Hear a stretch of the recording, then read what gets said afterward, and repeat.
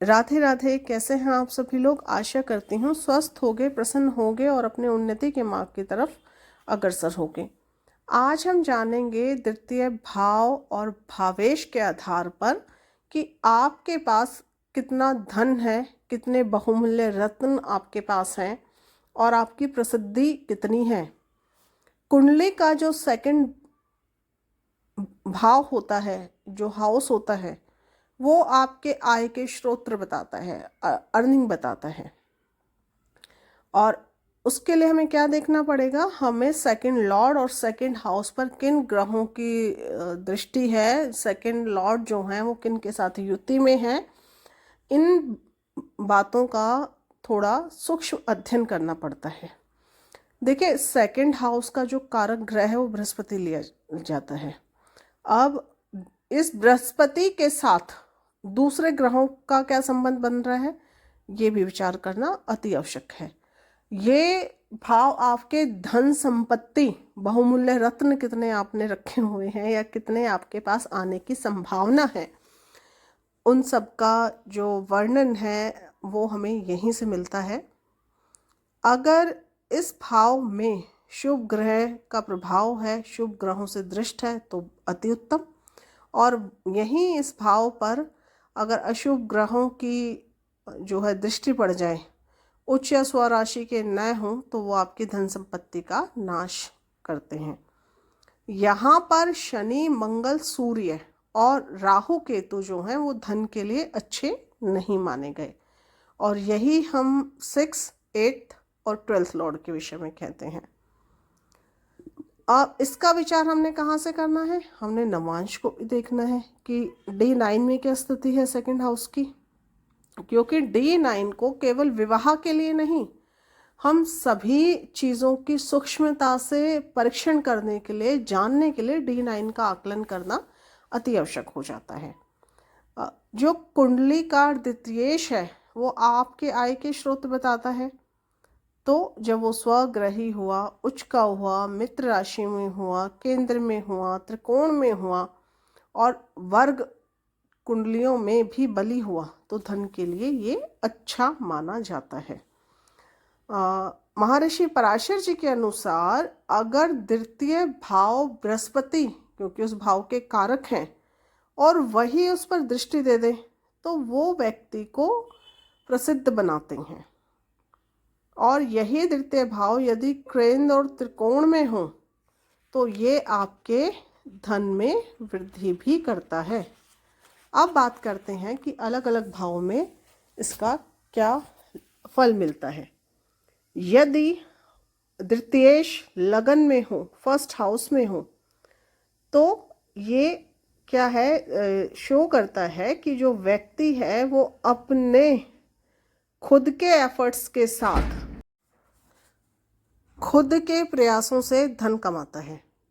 द्वितीय भाव में अगर शुभ ग्रह हो, द्वितीयेश लगन में हो, तो ऐसा व्यक्ति जो है सुंदर चेहरे के साथ साथ धनी भी होता है और उसमें कई सारे अच्छे गुण आपको देखने को मिलेंगे और वो एक समृद्ध परिवार से संबंधित होगा। यदि यही द्वितीयेश निर्बली है, अशुभ ग्रहों से दृष्ट है, तो धन का व्यय होगा। क्योंकि यहाँ से हम संस्कार भी देखते हैं जातक के, तो उसके संस्कारहीन भी आप उस व्यक्ति को कह सकते हो। अब द्वितीयेश मतलब सेकंड लॉर्ड सेकंड हाउस में ही हो, अगर पीड़ित नहीं है, तो यह जो स्थिति है द्वितीयेश की, ये बहुत सुंदर मानी गई है।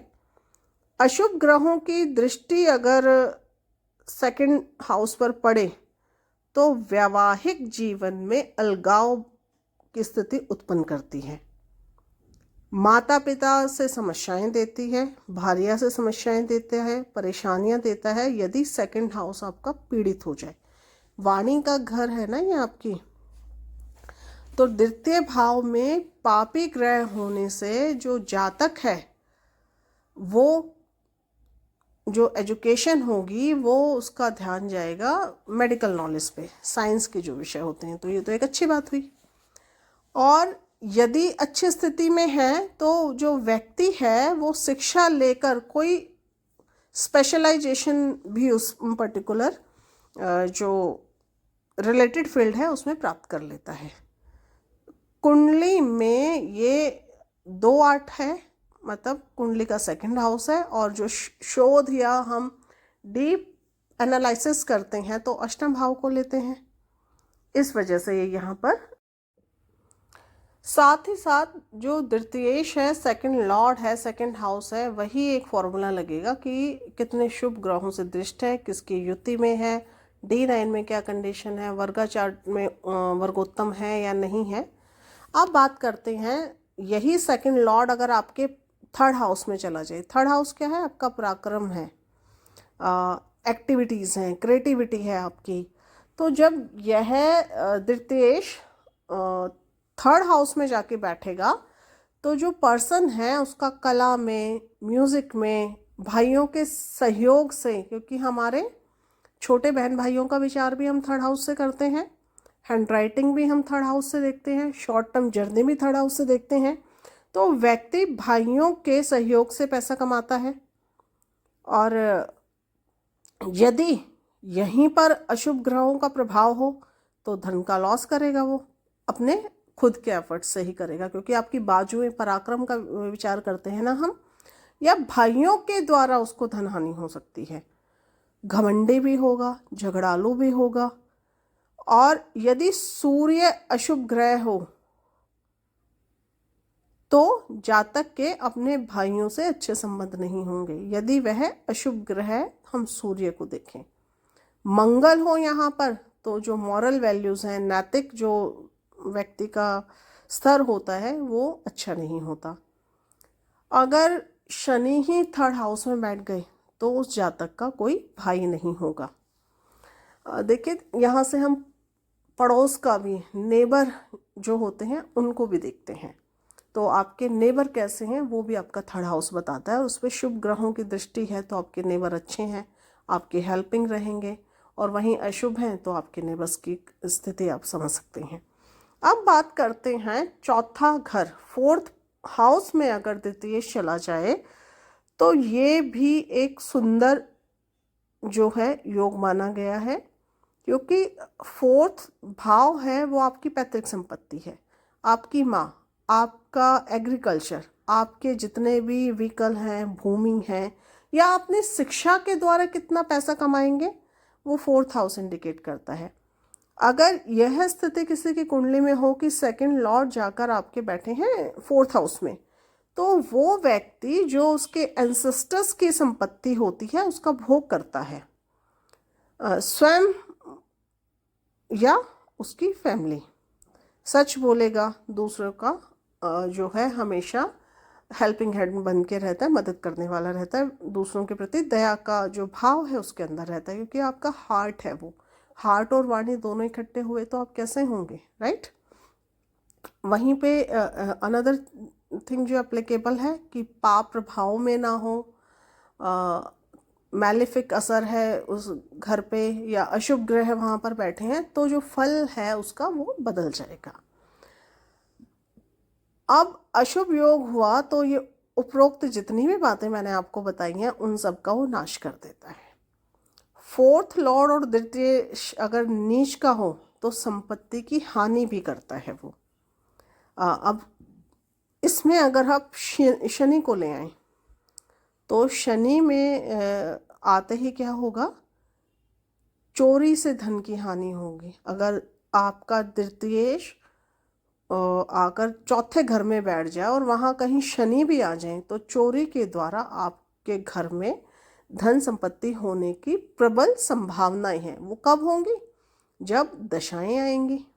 अब आगे यही द्वितीयेश अगर पंचम में जाए तो क्या रिजल्ट देगा आपको, लॉटरी, सट्टा, ये सब हम पंचम हाउस से विचार करते हैं।